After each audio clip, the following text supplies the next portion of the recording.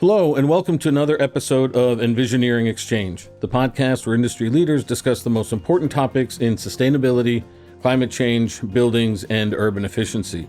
I'm Vic Marinich, Global Marketing Director for Danfoss, and I'm delighted to be the host of this podcast. You can subscribe to our show on Apple Podcasts, Spotify, SoundCloud, or wherever you get your podcasts.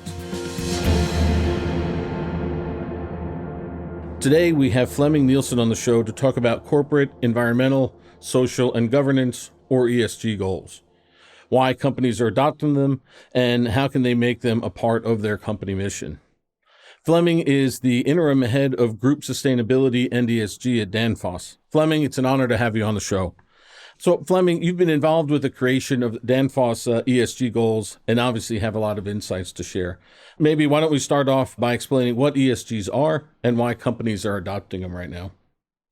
Yeah, let's do that. And thanks a lot for inviting me on the show. It's an honor to be here and share a little bit of our experiences on implementing ESG.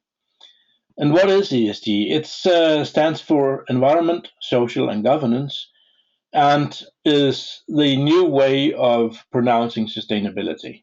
It's not something very new, but it's a different way of organizing all what we have been doing for years on sustainability and climate impact. Now, once a company decides that they want to integrate ESGs with their mission, how do you go about developing and adopting them? The first thing you have to be careful about is your starting point. You need to start by investigating what's your current state. Where are you at the moment? What are you doing? What are your gaps? What are your challenges? In other words, do a 360-degree evaluation on yourself and the company's position. Okay. And so what kind of things would a company be looking at, as you say, when they're doing that 360-degree evaluation? If you look into the different topics under the ESG umbrella, you'll find topics like climate control, energy consumption, some of the, let's say, usual things around environment like waste, pollution, resource consumption. But you'll also find topics within the social area like ethics, human rights, how you treat your employees. And if you look into the governance part, you'll find issues like supply chain management and reporting, transparency of data. So depending on where you are, how mature you are as a company, there are different ways of getting started. But I would suggest to take a look at what your current processes are. Are you in the manufacturing business? Then it's obvious to start from the production and look at your resource consumptions, your emissions, your waste handling, simply to get some tangible data that you can relate to, and then build upon that to investigate more about your human rights management, your human resources, even chipping into the financials of the company. And what are your thoughts? Why do you see this becoming more and more visible now? Is it really inside-out push from the companies, or are you seeing pressure coming from society and from other stakeholders into being a bit more focused on these ESGs? In Danfoss, we see a huge pressure coming from the outside. We see pressure coming from the customers, especially the big global companies are pushing for more transparency, more data, more accountability on sustainability issues. But we also see it from investors, from the banks, from the different financial institutions, because ESG is also a way to measure the company's handling of these topics. So it can also be put into a framework which makes it measurable. As you first kick this off within a company, I can imagine a lot of people think automatically, right? More paperwork, more effort, right? More things to be done. So how do you go about educating employees and then even customers to make sure you get their buy-in into this process, right? What kind of steps can a company take to educate internally and externally to make sure you get the support going forward? On the internal lines, I think it's important to, first of all, have buy-in from management, of course, because they have to support that you use time and efforts on this. But it's also important to include key stakeholders internally in the company in the process, because you have to rely on their input to understand what you're doing. Once you have made a lot of the assessments, you can then start spreading out the message to the rest of the employees to make them understand what is cooking in the company, why are we doing this, building up the narrative around why, how, and what. When it comes to educating your stakeholders outside the company, being both the customers and your suppliers, it's about having some tangible targets to focus on to avoid making this too fluffy. There are a lot of buzzwords around on ESG, but most of us prefer some very tangible and straightforward targets to discuss. So narrow it down to a few things that you can address with your customers, with your suppliers, stick true to that, and work your way through those targets together in a partnership. So now I think we have a good understanding of the overall concept of what ESG goals are or might be. But then can you maybe tell us a bit more specifically now about the Danfoss ESG goals? Why did we choose those goals? Yeah, we started at a point where we for many years have been focusing on a lot of these topics within sustainability and ethics. But we also felt the necessity of stepping up to keep up with competition, but also to make ourselves even more attractive to our customers. So we looked at what are we actually doing in Danfoss for a living. That is very much around making the world a better place, enabling the customers to be more efficient in the manufacturing process, in the use of energy. So standing on the shoulders of that, we looked into, okay, what can we then do to enable that even more from a sustainability perspective? And after the assessment, the choice fell on three main topics, or step change initiatives, as we call them. One is decarbonization, which puts both inwards and outwards. Internally, we want to be CO2 neutral by 2030 in our operations, convert all our company cars to EVs. And externally, we want to boost even more the cooperation with our customers to make them able to decarbonize their business. To enable the focus on the low carbon products that we also want to sell to customers, the second topic we focus on is circularity, making waste a resource, making sure that we do not generate more waste than can be recycled in a reasonable manner, making sure that we don't explore the raw materials magazines around the world more than reasonable. And the third element, which might even be the most important to us, is diversity and inclusion, aiming at making the workforce diverse and included. Diverse in the way that we assume that the more diverse workforce we have, the more great ideas we can generate, the better cooperation we have across the different teams. But in order to make people feel welcome in the company, a lot of focus is also to be put on inclusion through inclusion councils, through a lot of working groups that cross-cut all the different barriers internally in the company.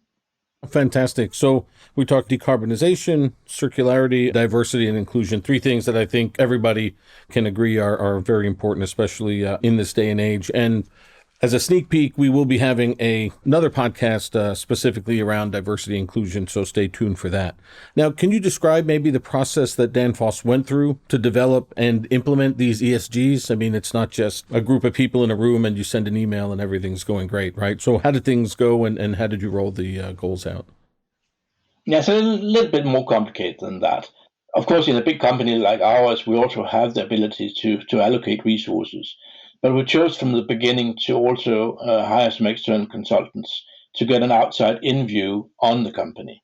We might be able to find most of what we need internally, but also from an outside perspective, it's important to get the full picture. So we started last year in the spring by drawing up this, could we call it a baseline of where we are, what's the current status.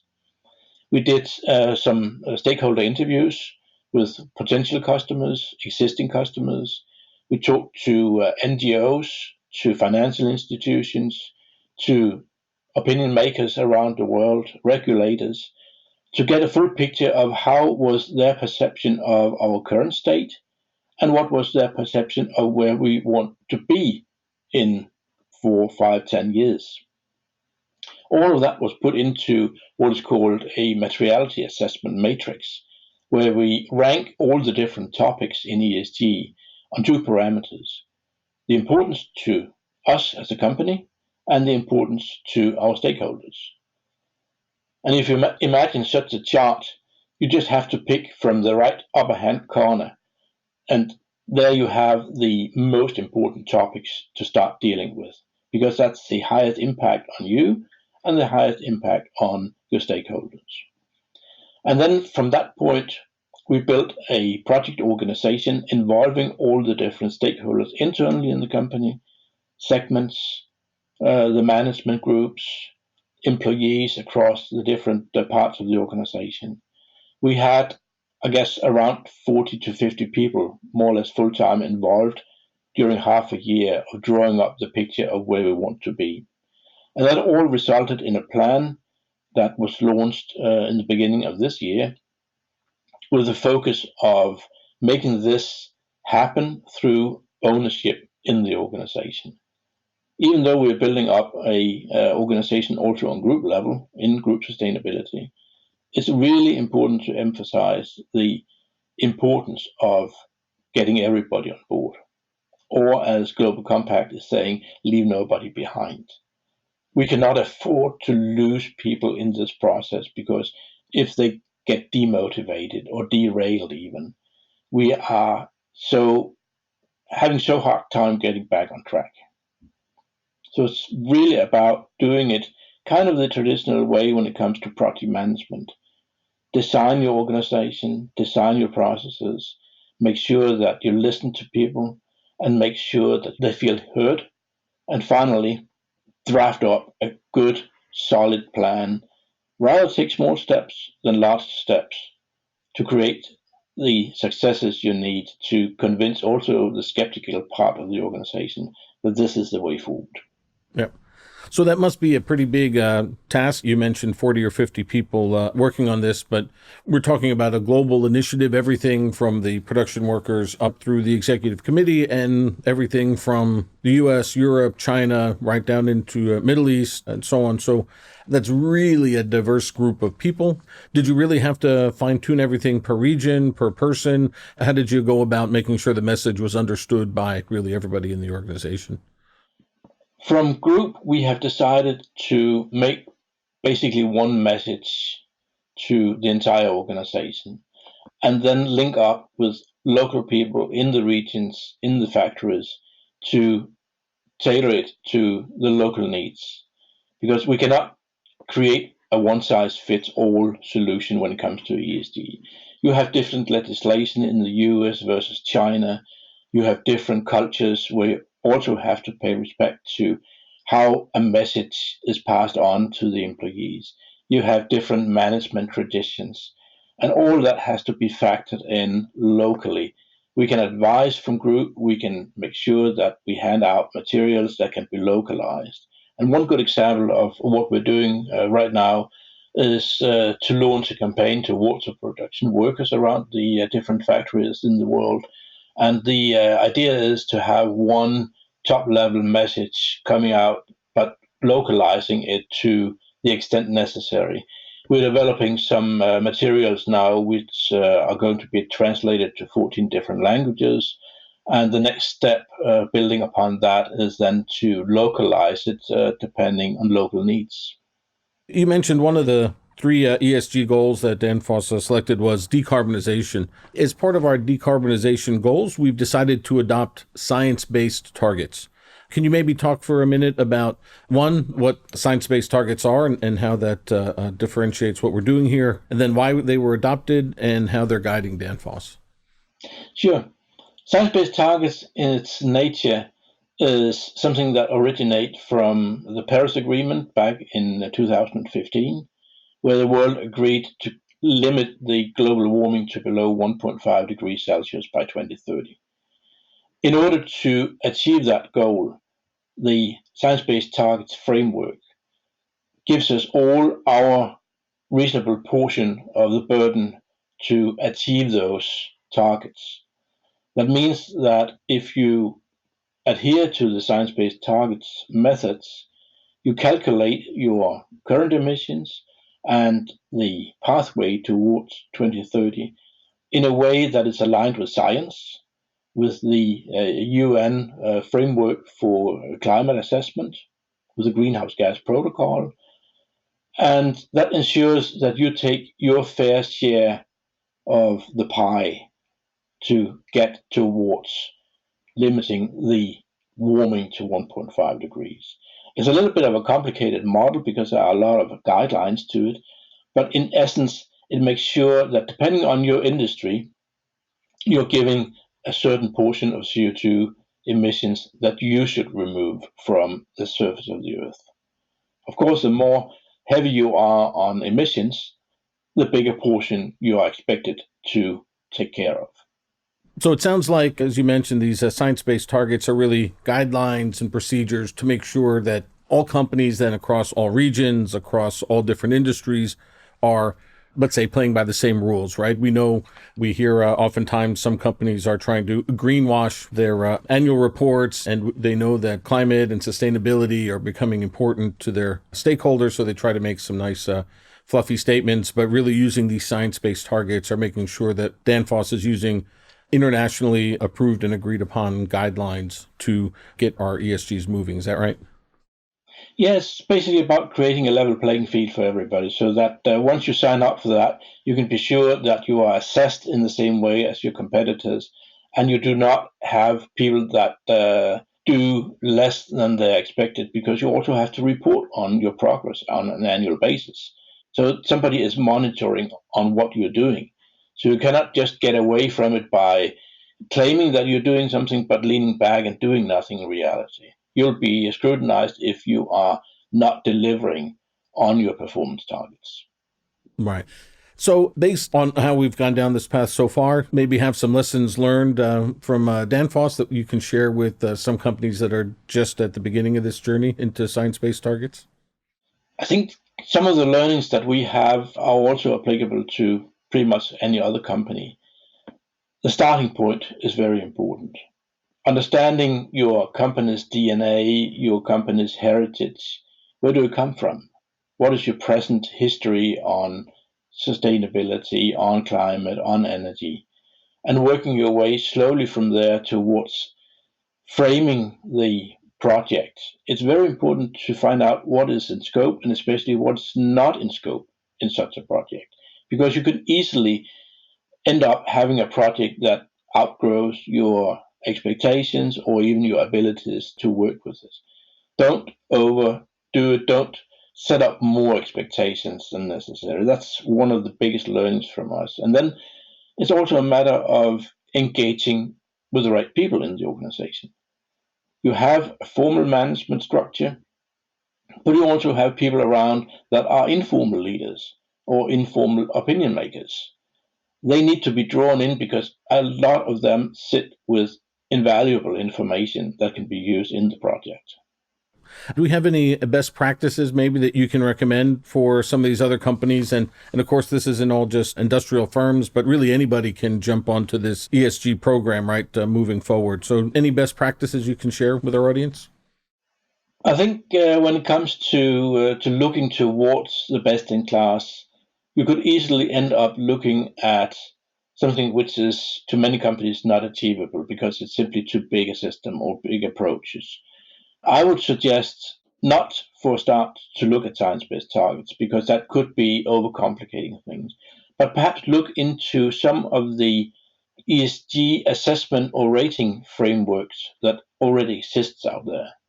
There's one that we are using called EcoVadis, where you can sign up either as a customer or a supplier, and then you can go through a rating scheme where you kind of, as a self-assessment tool, assess where are you on a lot of these ESG parameters.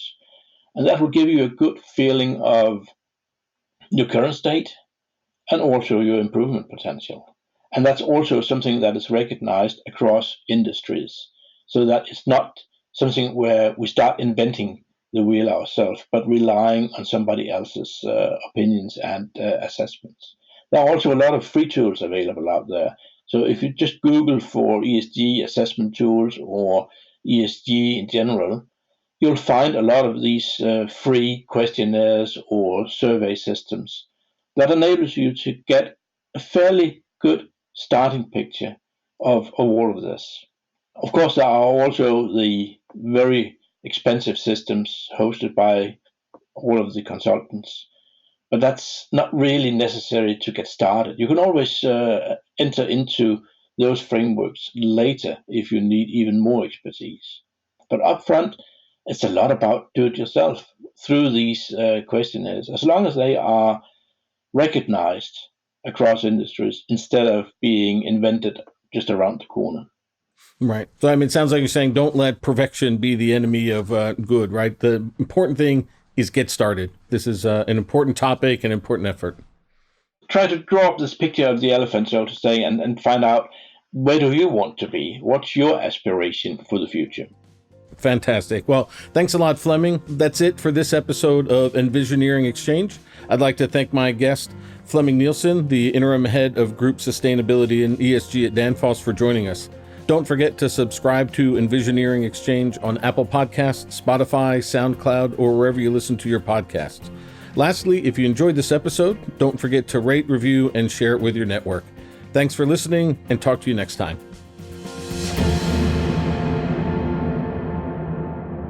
This podcast is for information purposes only. The views, information, or opinions expressed during the EnVisioneering Exchange podcast series are solely those of the individuals involved and not necessarily represent those of Danfoss LLC and its employees. Danfoss LLC is not responsible and does not verify for accuracy any of the information contained in the podcast series available for listening on this site. This podcast series does not constitute professional advice or services. This podcast, including Danfoss LLC and the producers, disclaim responsibility from any possible adverse effects of information contained herein. Opinions of guests are their own, and Danfoss LLC in this podcast does not endorse or accept responsibility of statements made by guests. This podcast does not make any representations or warranties about the guest qualifications or credibility. Individuals on this podcast may have a direct or indirect financial interest in products or services referred to herein. This podcast is available for private, non-commercial use only. You may not edit, modify, or redistribute this podcast. The developers of the EnVisioneering Exchange podcast site assume no liability for any activities in connection with this podcast or for use of this podcast in connection with any other website, computer, or playing device.